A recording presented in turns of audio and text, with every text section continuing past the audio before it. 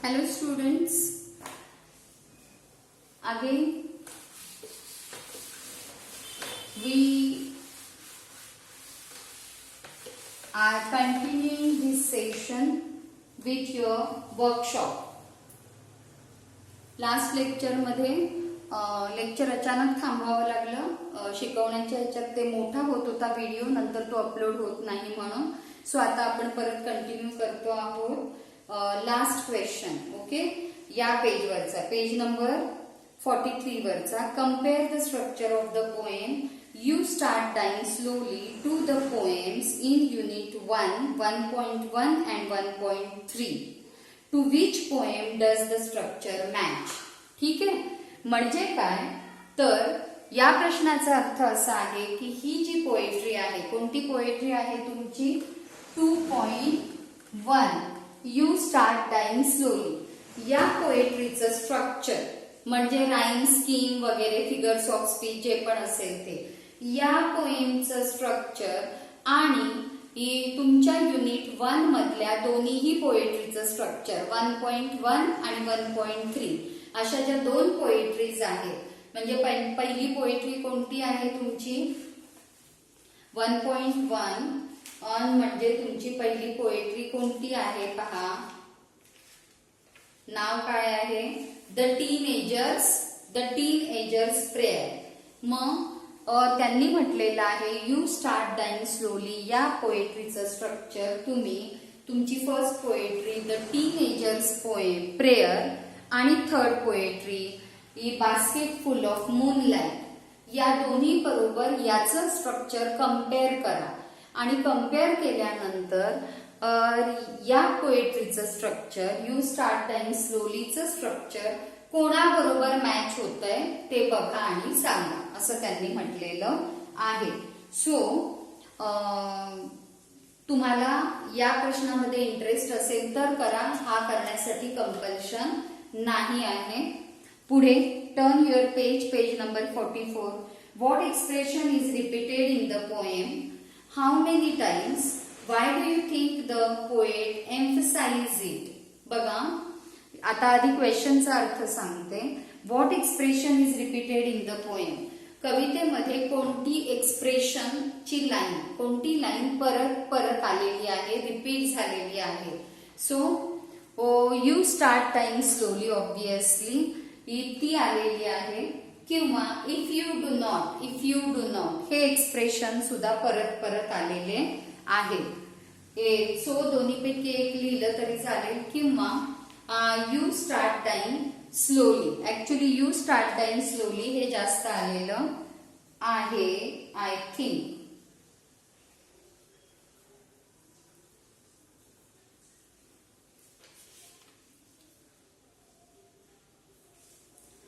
त्यांनी म्हटलेलं आहे कोणतं आलं आहे, हाऊ मेनी टाइम्स, किती वेळा ते एक्सप्रेशन पोएट्रीमध्ये आलंय ते विचारलं आहे त्यांनी.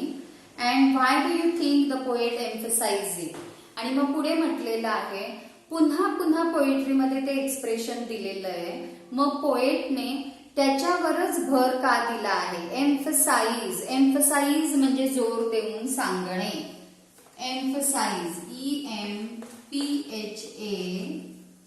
EMPHASIZE. एम्फसाइज म्हणजे जोर देऊन सांगणे, बोलणे. Stressfully, saying stressfully. English to English meaning why do poet saying particular expression stressfully? परत परत जोर देऊन तेच एक्सप्रेशन का सांगितलेलं आहे, असा तुम्हाला प्रश्न विचारला आहे. सो हिअर बाकीच्याचा आन्सर तुम्हाला देता येईल. कोणतं एक्सप्रेशन, हाऊ मेनी टाइम्स वगैरे. Why do you think the poet emphasise it? So expression कोणतं आहे? You start dying slowly. You start dying slowly या एक्सप्रेशनला त्यांनी एम्फसाइज करून सांगितलं. आणि का सांगितलं आहे? हे तर रिझन आहे because poet wants to tell us that how to live your life. Poet wants to tell us that how to live life so that we take more and more interest in life or we will not bore with our life.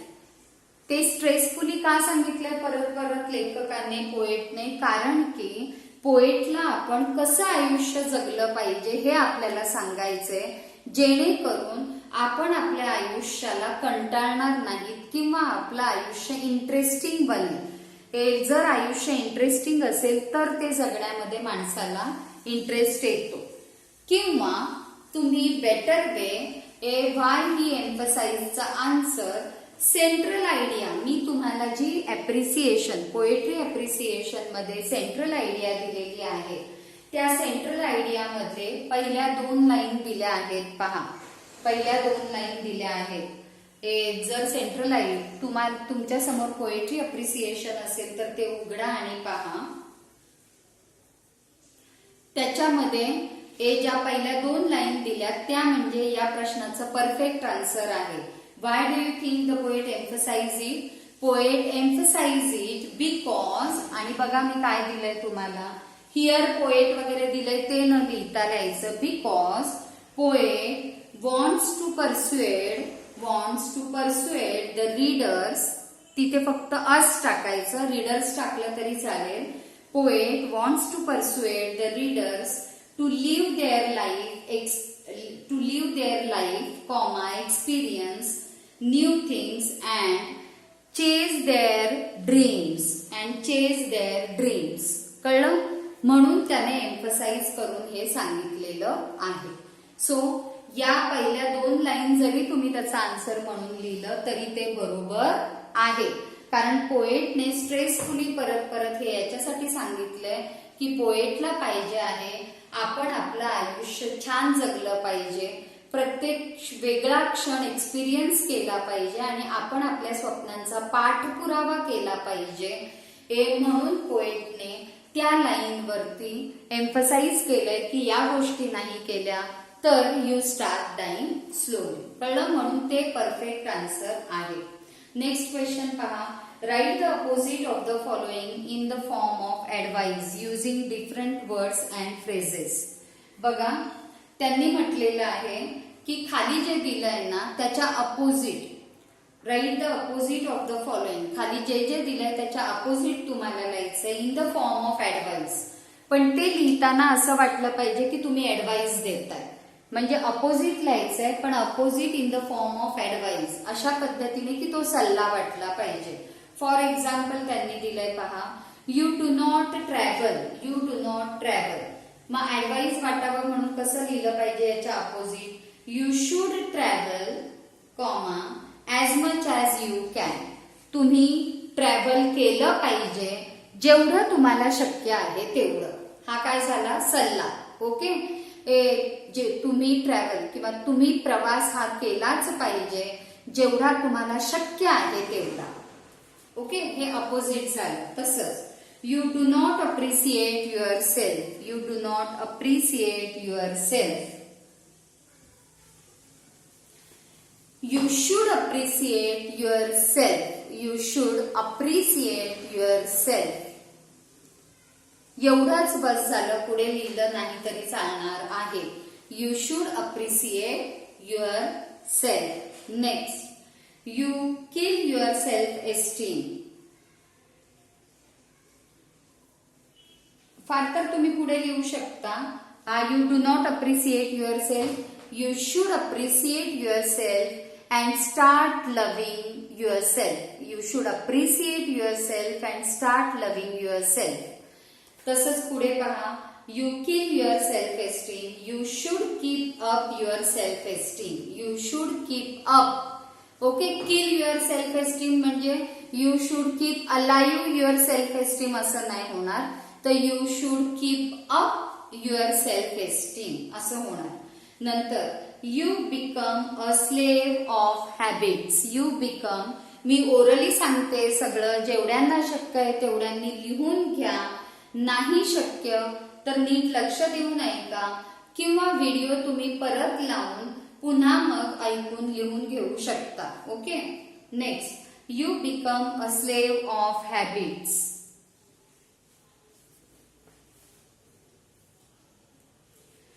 You should not be a slave of habits.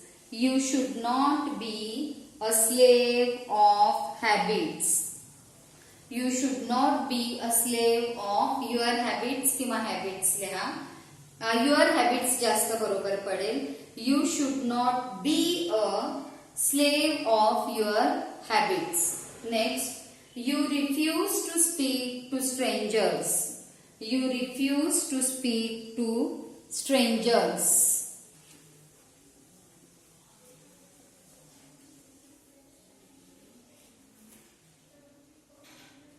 You refuse to speak to strangers.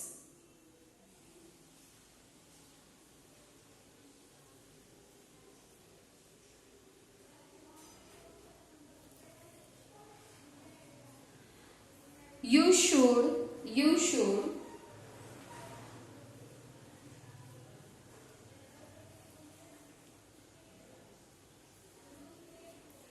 should speak. ठीक है, हे stretch होईल. You should speak to strangers. You should speak to strangers.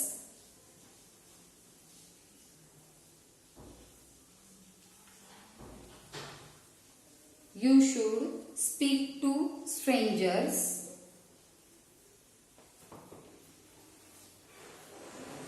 Those who फार तर पुढे लिहा. You should speak to strangers or yes, you should speak to strangers or you should be friendly with strangers whom you meet.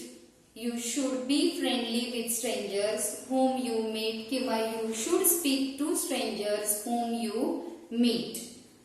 Then किंवा whom you come across काही चालेल. You do not change your life. You do not change your life.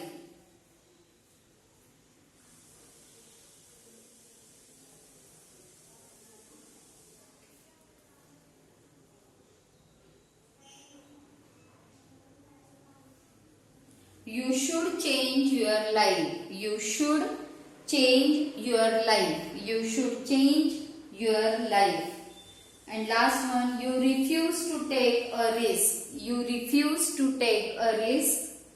You should ready to accept a risk. You should ready to accept. Refuse, accept. Okay. So you should ready to accept. ACCEPT. Accept. Okay. Refuse च्या opposite ACCEPT. You should ready to accept a risk. ठीक है. Next पहा.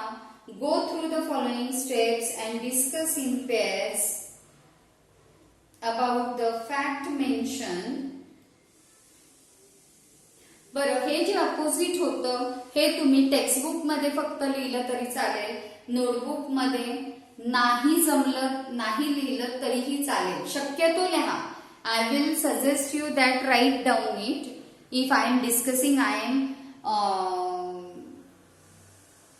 will not say I am wasting time, but if I am giving so much time to discuss all these things, then I accept. Then I expect that you should write it down. But जर नसेल लिहायचं आणि हे फक्त पुस्तकात लिहिणार असाल तरी चालेल.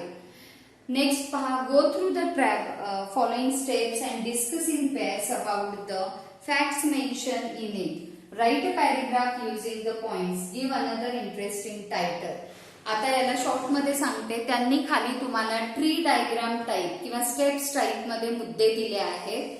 त्या मुद्द्यांच्या आधारे तुम्हाला पॅरेग्राफ बनवायचा आहे. त्या मुद्द्यांच्या आधारे त्या मुद्द्यांना एक्सप्लेन करायचंय, पण असं स्टेप बाय स्टेप मुद्दे वाईज नाही, हेडिंग टाकून नाही, तर त्या मुद्द्यांना एक्सप्लेन करत करत तुम्हाला पॅरेग्राफ तयार करायचा आहे. आणि त्या तयार झालेल्या पॅरेग्राफला कोणतंही दुसरं इंटरेस्टिंग असं टायटल द्यायचं आहे. बघा काय दिलंय, लिव्हिंग अ बेटर लाईफ. त्यांनी दिलेलं टायटल आहे लिव्हिंग अ बेटर लाईफ. मग त्याच्यासाठी काय काय करावं लागेल? Get rid of one bad habit at a time. पहिल्यांदा काय करायचं? Get rid of. To get rid of म्हणजे सोडून देणे. To get rid of. To get rid of म्हणजे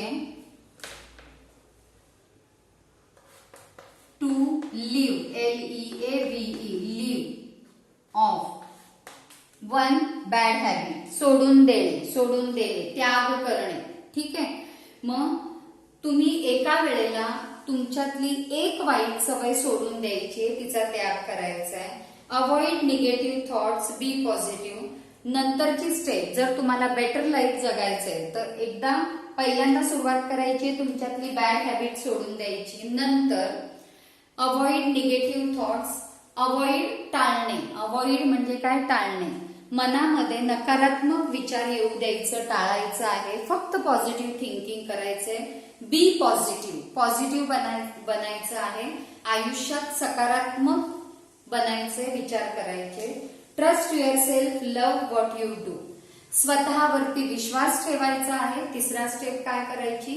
स्वतःवर विश्वास ठेवा आणि स्वतःवरती प्रेम करा. तुम्ही जे करता त्याच्यावर प्रेम करा. स्वतःवर विश्वास ठेवा आणि तुम्ही जे काही करता त्याच्यावर प्रेम करा.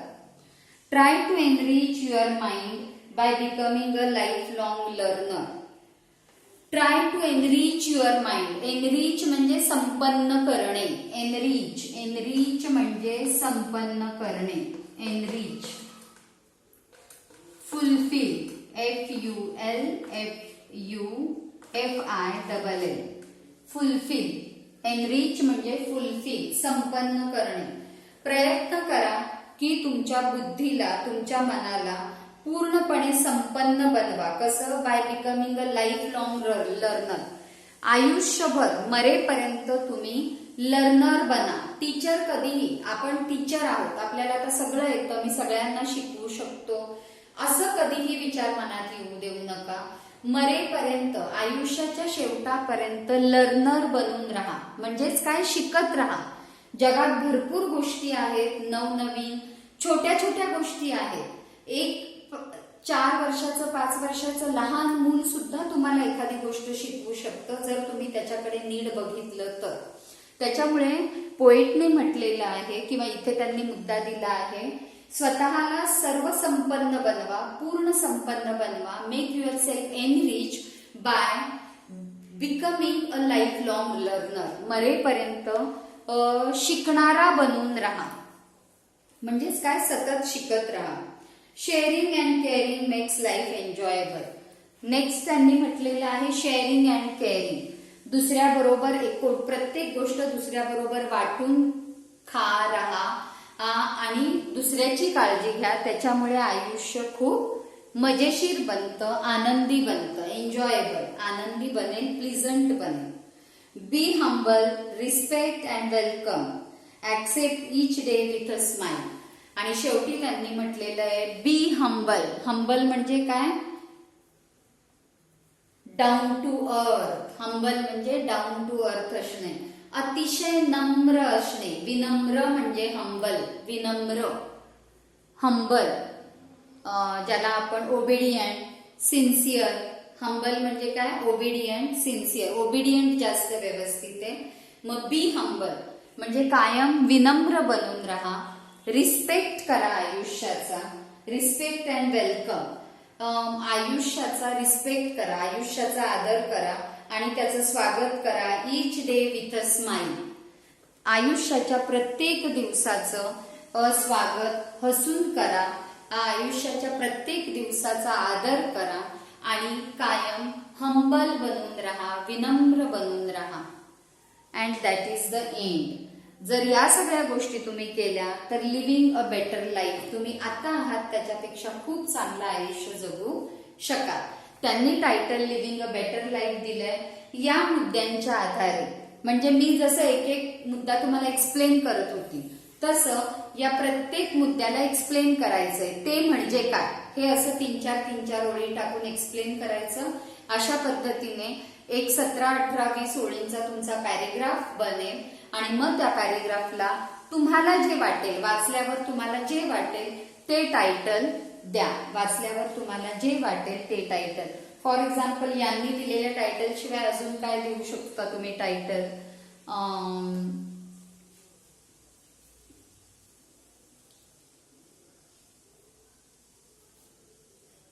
लव्ह युअर लाईफ हे देऊ शकता टायटल.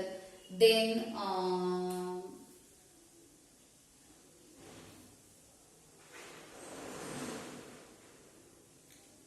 what else?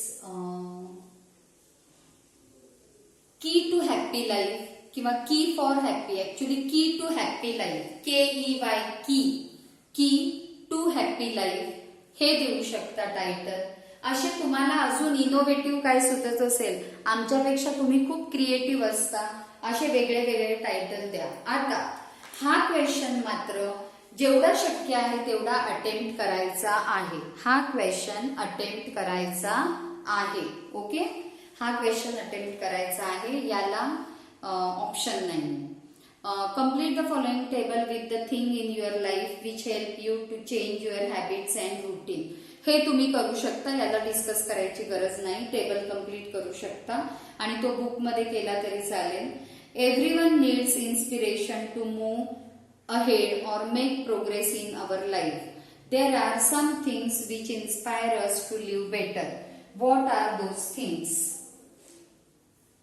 ठीक आहे, त्यांनी म्हटलेलं आहे प्रत्येकाला इन्स्पायर काही ना पुढे जाण्यासाठी, मूव्ह अहेड, पुढे जाण्यासाठी काही ना काही इन्स्पायर करत असतात. कुठल्या ना कुठल्या गोष्टीने ते इन्स्पायर होत असतात. खाली काही गोष्टी दिल्या, उरलेल्या तुम्ही लिहायच्या आहेत की कशाने. मग स्टोरीज, वेगवेगळ्या स्टोरीज ऐकल्या, वाचल्या की आपण इन्स्पायर होतो, आपण पण असं केलं पाहिजे वगैरे.